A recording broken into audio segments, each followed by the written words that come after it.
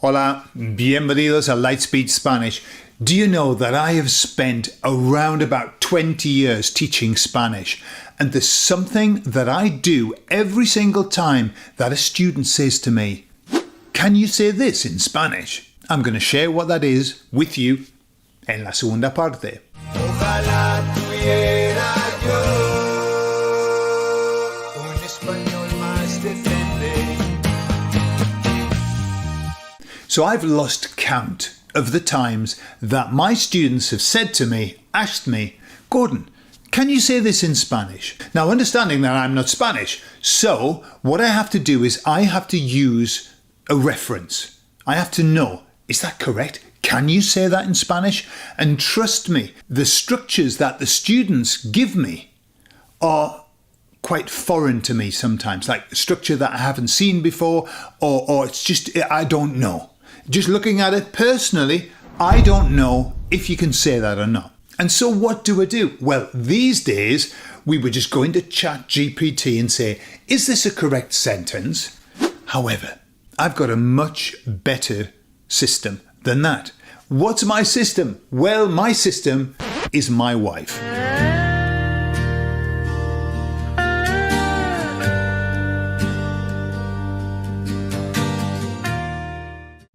Let me explain.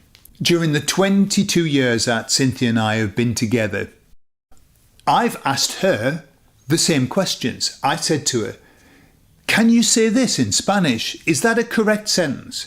And I used to watch her do something. I would say to her, "Can you say this in Spanish?" And she would go, "Yes, you can." And I used to think, what are you doing? You know, your eyes are going off to the right. What are you doing? Well, what she was doing was she was listening to that sentence being said in her head. She was hearing it. And then she was asking herself this question. I found out what a strategy was so I could copy it. The question she was asking was, have I heard this before? The answer is yes, therefore it's okay, you can say it. No, that's not right. So what she uses when I ask her those questions, she uses a reference library that she's got of all of the sentences that she's heard in her life, all of the structures. And she plays my sentence and she tries to see if she can hear that in her reference library. Well, once I learned that, I used exactly the same system with a slight difference. Because I've lived with my wife for 22 years. We have spent 22 years, count them, you probably wouldn't want to. 22 years we have done the same system, which is 1 week we speak Spanish together and 1 week we speak English together. And so we have been doing that for 22 years. 52 weeks of the year, 26 of them I spend speaking Spanish to her and 26 of them I spend speaking English to my wife. I've heard a lot of Spanish. I have heard a tremendous amount of Spanish. And so when somebody asks me, "Can you say this in Spanish?" I use the same system. I go inside to my reference library and I hear my wife saying the sentence. That's the only difference. I don't know who my wife listens to. Might be her own voice. I listen to her voice. I get her to say the sentence. And I just use this question. Have I heard her say that before or not? If I haven't heard her say that before, then I say, it's probably not correct. I would say it like this. Am I always right? No, because, el español es un mundo. It's enormous. And just because my wife hasn't said it doesn't mean it doesn't exist. But generally, like 99 times out of 100, I find out that, that's not a good sentence to say. So why am I sharing this with you? This strategy. This strategy is one that we can start to use once we have built up a reference library. At the beginning, you have no idea. At the beginning, I had no idea. Somebody could say, "Is that a correct sentence?" And I would say, "I have no idea." Probably, or probably not. I don't know. But with every month, every year, every decade that you spend learning Spanish, you are building up a reference library. And in the end, rather than relying on the rules, which is what I used to do. I would have to run through my list of rules. Can we say this in Spanish? And it's just endless, the list of rules that we've got in our mind. But after a while, all those rules just go to one side.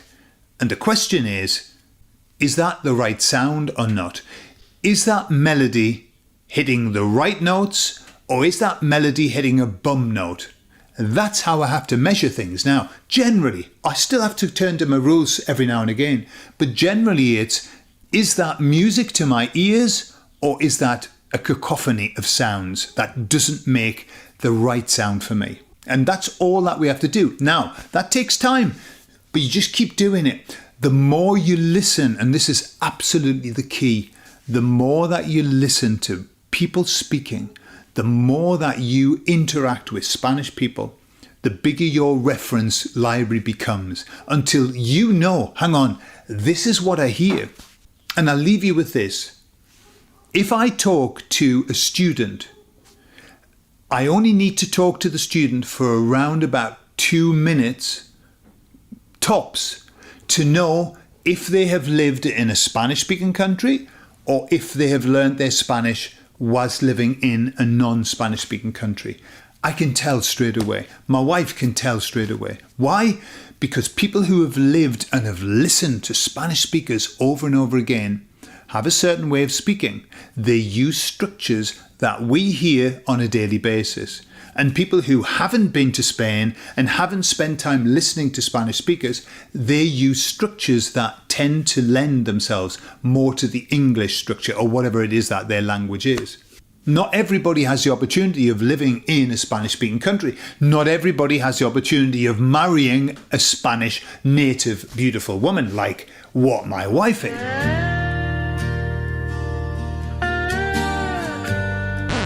But what you can do is to immerse yourself in Spanish and to listen. If you read a book, get the audio for it as well and read along. This does wonderful things to your mind. It teaches your mind the structures. And then after that, it becomes natural. And rather than speaking Spanish, you just begin singing a melody, just like all native Spanish speakers do. They haven't learned their Spanish at school.